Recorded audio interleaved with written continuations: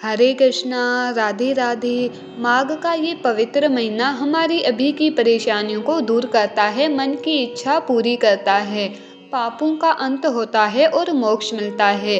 इसीलिए अभी भी समय है, माघ के इस पावन महीने का लाभ उठाओ और ज़्यादा से ज़्यादा शुभ कर्मों में समय बिताओ। कान्हा जी के श्री चरणों में आप सभी के लिए कामना करती हूँ। ये माघ का महीना आपके घर सुख समृद्धि लाए, आपके सभी दुख दर्द और परेशानियां दूर हो जाएं। दिल से कामना करती हूँ आपके लिए स्वयं भगवान विष्णु माँ लक्ष्मी के साथ आपके घर आए और वही विराजित हो जाएं, वहां से कहीं ना जाएं। बोलो लक्ष्मी नारायण भगवान की जय। आज आपको माघ महीने में कहीं सुने जाने वाली माघ स्नान की बहुत सुंदर कहानी बताती हूँ। बहुत पावन फलकारी कहानी है, प्रेम से मन से भाव से सुनना। एक बात याद रखना, गंगा जमुना के पानी की बात है बड़ी निराली, कर लो स्नान तो मिलती है खुशहाली। गंगा में नहाकर आई हो, गंगा का पानी भी साथ में लाए हो, फिर भी शांति नहीं मिली, क्योंकि सिर्फ शरीर से नहाकर आई हो, मन को शुद्ध नहीं बनाकर आई हो, है ना। तो पहले मन को पवित्र बनाओ, फिर गंगा में डुबकी लगाओ। बोलो गंगा मैया की जय, यमुना मैया की जय। अब आपको इस वीडियो में माघ स्नान की बहुत ही सुंदर कहानी बताती हूँ। प्रभु भक्तों का भाव देखते हैं, आडंबर नहीं। बहुत समय पहले की बात है, किसी गांव में एक बुढ़िया माई रहती थी। वो बड़ी धार्मिक प्रवृत्ति की थी, भगवान विष्णु की अनन्य भक्त थी। हर साल माघ स्नान बड़े ही नियम से करती थी। उसके परिवार में सिर्फ एक बेटा बहू थे। एक समय जब माघ का महीना आया तो बुढ़िया माई ने अपने बेटे से कहा कि वो माघ स्नान करने के लिए हरिद्वार जाएगी और वहीं गंगा जी में अपना माघ स्नान करेगी और एक महीना वहीं कल्पवास में रहेगी। बेटे को माँ की चिंता थी। उसने अपनी पत्नी से कहा कि माँ के लिए फलाहार बना दो, वो कल माँ को छोड़ने हरिद्वार जाएगा। अब बहू थोड़ा गुस्से के स्वभाव वाली थी। सारा दिन घर का काम करना, फिर जाने के लिए फलाहार बनाओ, ये उसे बड़ा ही मुसीबत की बात लग रही थी। और ये सोच के बहू को बड़ा गुस्सा आया और उसने कुछ नहीं बनाया और खाली टिफिन हाथ में सास के पकड़ा दिया। अब पौष पूर्णिमा वाले दिन लड़का सुबह ही माँ को लेकर घर से हरिद्वार के लिए निकल पड़ा। रास्ते में बेटे ने माँ को बोला, माँ आप फलाहार कर लो। माँ बोली, आगे जहाँ भी जल मिलेगा वहाँ रुककर फलाहार कर लूंगी। थोड़ी आगे एक सुंदर सरोवर मिला, बुढ़िया अम्मा वहीं बैठ गई। भगवान विष्णु को याद किया और टिफिन खोला तो वो फलाहार से भरा हुआ था। बुढ़िया माई ने प्रेम से फलाहार खा लिया। अब बेटा माँ को लेकर हरिद्वार पहुंचा। वहाँ गंगा जी के पास जगह देखकर माँ के लिए झोंपड़ी बना दी। माँ बोली, बेटा अब तू जा, जब माघ खत्म होगा तो फिर मुझे लेने के लिए आ जाना। बेटा चला गया, माँ वहीं रहने लगी। बढ़िया गंगा जी में स्नान करती, पूजा पाठ करती, व्रत खोलते हुए जब भी फलाहार करना होता तो टिफिन खोलती और वो फलाहार से भरा हुआ मिलता और वो खा लेती। सारा समय माला जाप करती रहती। अब यही बुढ़िया माई का रोज का नियम था। संकट चौथाई रात को गणेश जी महाराज ने बुढ़िया माई का दरवाजा खटखटाया। बुढ़िया माई ने दरवाजा खोला और गणेश जी को देखकर बड़ी ही प्रसन्न हुई। उन्हें चौकी पर बिठाया, बढ़िया तिलकुट बनाकर उनकी विधि विधान से पूजा आराधना की। संकट चौथ की कहानी कही। गणेश जी बहुत प्रसन्न हुए। जाते हुए झोंपड़ी की एक दीवार पर पैर मारा तो वो दीवार सोने की हो गई।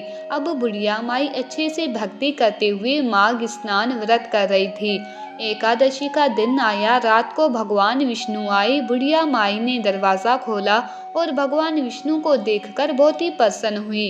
बुढ़िया माई ने पूजा की, भगवान विष्णु प्रसन्न हुए और जाते हुए बुढ़िया माई की झोंपड़ी की दूसरी दीवार पर लात मारी तो वो हीरे की हो गई।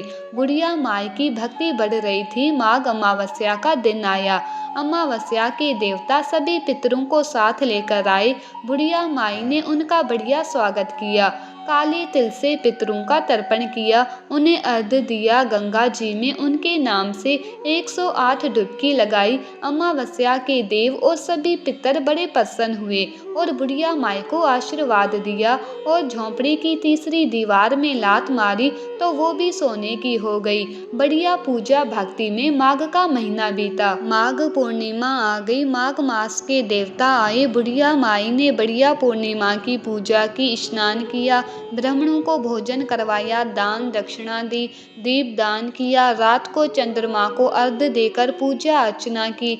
अब ये सब देखकर माघ के देवता बड़े ही प्रसन्न हुए और बुढ़िया माई को आशीर्वाद दिया। पूरी झोंपड़ी कंचन महल हो गई, धन धान्य से भर गई। बुढ़िया माई भी भक्ति के तेज से निरोगी काया और बहुत हिष्ट पुष्ट बिल्कुल जवान सी हो गई। अब वो बुढ़िया माई वही रहते हुए तन मन धन से गरीबों की सेवा, भक्ति, भजन, कीर्तन, दान, माला जाप आदि में लगी रहती। अपने हाथों से बनाकर गरीबों को खाना खिलाती। समय बीत रहा था, उधर गांव में बेटे को अपनी माँ की याद आई। उसने सोचा चलो चलकर माँ को वापस ले आता हूँ। अब वो हरिद्वार पहुँचा। सारी जगह देखा, ना झोंपड़ी थी ना माँ थी। उसने आसपास बैठे लोगों को पूछा, भाई माघ स्नान के लिए मैं अपनी माँ को यहाँ झोंपड़ी बनाकर छोड़कर गया था, किसी ने उन्हें देखा है क्या? सबने कहा वहाँ एक बुढ़िया माई तो है, वो बहुत दानी और भक्तानी है। भक्ति के प्रभाव से रात ही रात में झोंपड़ी से मैल हो गई। अब बेटा तो बड़ा आश्चर्य में महल के अंदर गया। माँ से मिला तो माँ को पहचान ही नहीं पाया। माँ की भक्ति की शक्ति देखकर बेटा माँ के चरणों में गिर पड़ा। फिर उसने सारा सामान समेटकर बैलगाड़ी में माँ को बिठाया और घर के लिए निकल पड़ा।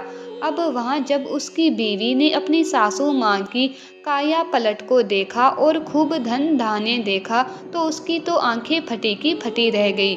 सोचने लगी, भाई अगले साल तो मैं अपनी माँ को भेजूंगी माघ स्नान के लिए। अब समय बीता, अगला साल आ गया, माघ का महीना आया। अब उसने अपनी माँ को बुलवाया। अब उसकी माँ का मन तो था नहीं इतनी ठंड में माघ स्नान करने का, सोचे तो कौन करेगा। जब बेटी ने बताया कि सास को इतना पैसा और इतनी सुंदर काया मिली है तो लालच में माँ ने हाँ कर दी। अब बेटी ने अपने पति को बोला, मेरी माँ को भी हरिद्वार छोड़कर आओ, अच्छे से रहने का इंतजाम करके आना। और फिर साथ में बढ़िया ढेर सारा फलार बना के अपनी माँ को दे दिया। अब उसकी माँ जमाई के साथ चल दी। जमाई सास को लेके हरिद्वार पहुंचा। वहाँ किनारे पर अच्छी जगह देखकर झोंपड़ी बना दी और खुद वापस आ गया। अब बहू की माँ का मन तो वैसे ही स्नान दान पूजा पाठ में बिल्कुल नहीं था, ऊपर से ठंड देखकर वो तो और निढल हो गई। पूरा दिन सोती रहती, 4 टाइम खाती, जब भूख लगती तो बेटी का दिया फलार कर लेती। उसने एक दिन भी गंगा स्नान नहीं किया, जबकि गंगा के तट पे रहती थी। वो यूं ही गंदी सड़ी सी झोंपड़ी में पड़ी रहती और ठंड करती रहती। वही सकट चौथ का दिन आया। गणेश जी आए, दरवाज़ा खटखटाया तो वो बोली, बहुत ठंड है। ना उठी ना दरवाज़ा खोला। गणेश जी यूं ही चले गए। ऐसे ही एकादशी आई, भगवान विष्णु आए, अमावस्या के देवता और माघ के देवता सब आए, दरवाज़ा खटखटाया, यूं ही चले गए। माघ मास के देवता ने जाते हुए झोंपड़ी में लात मारी तो सब ढेर हो गया। जो बेटी की माँ थी, उन्होंने जब झोंपड़ी को गिरे हुए देखा तो उसे बहुत गुस्सा आया और बोली, प्रभु आप तो बहुत दोगले हो, मेरी समधन को तो बहुत सा धन दिया। तो माँ के देवता बोले, तुमने उसका धन तो देखा पर उसके कर्म नहीं देखे, उसकी भक्ति पूजा पाठ तो नहीं देखी।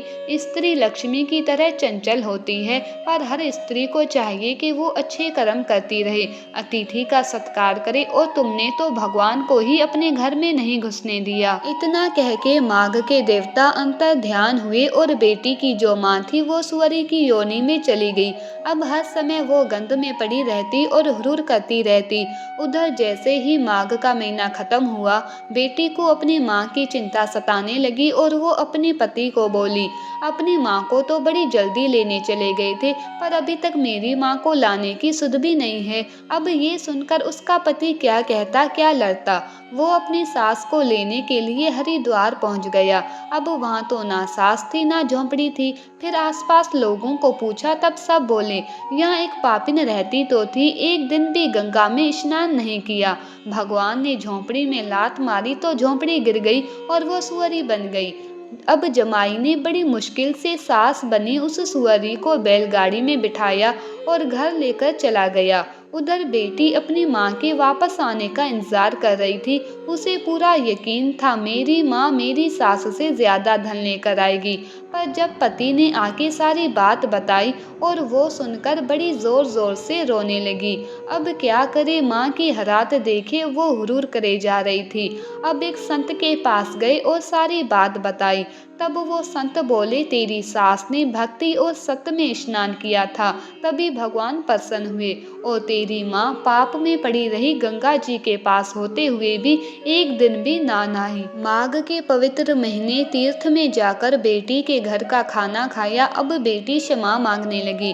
तब उस संत ने कहा कि अगर तेरी सास अगले साल माघ स्नान करे और तेरी माँ तेरी सास के नहाए पानी में नहाए तो वो वापस स्त्री बन जाएगी, क्योंकि भक्ति का प्रभाव बहुत ज्यादा होता है।